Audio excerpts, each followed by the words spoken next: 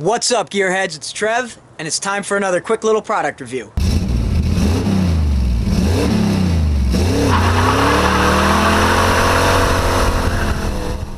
Last week we went over the Smittybilt XRC bumper, and I had mentioned that I had a winch mounted to it.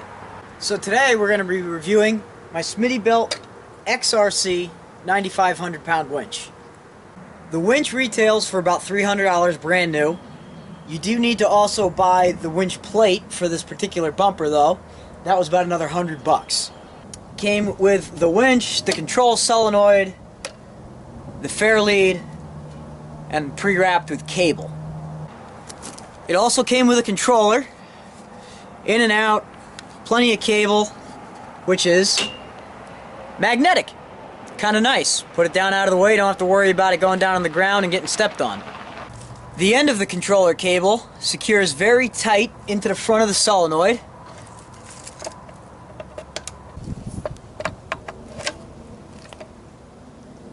Which is waterproofed. It is submersible for up to, I believe, 30 minutes. This winch can be powered both in and out. It's got a clutch lever right on the end.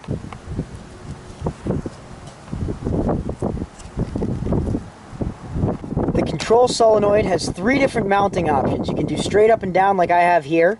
You can lay it flat right above the cable, or you can mount it off to the side flat right over here. It's a Chinese-made winch, but I gotta tell you, for being a cheap winch, it's been incredibly durable and incredibly good to me. When you want to compare the Smittybilt winch to something like a Super Winch or a Warn, obviously those two are way better quality, but the bang for the buck on this one is impressive to say the least. Downsides to the Smittybilt winch. The cable kinked really quickly. The cable's also starting to fray after a year or two of use. The other downside is the clutch lever will stick quite often. And you need to bump the cable in or out to find which position will work for you to get that lever engaged properly. The only thing that has really aggravated me so far about this winch is just when I first bought it. When I got it new, and actually it wasn't the winch, it was the winch plate and Smittybilt's notorious level of quality control. The bolts that they sent me to bolt down the winch plate, the ones that replace the bolt for the sway bar, where everything attaches down, completely wrong bolt. They were the kind of bolts that were threaded about halfway up and then had like the sleeve look to them at the top. They just had no thread cut into them. So when I bolted down the winch plate initially, I had bolts that stuck an inch up above the winch plate and didn't put any pressure on it whatsoever. Eventually I went through my spare bolts bin and found a couple of bolts that would fit and got my winch plate secured properly.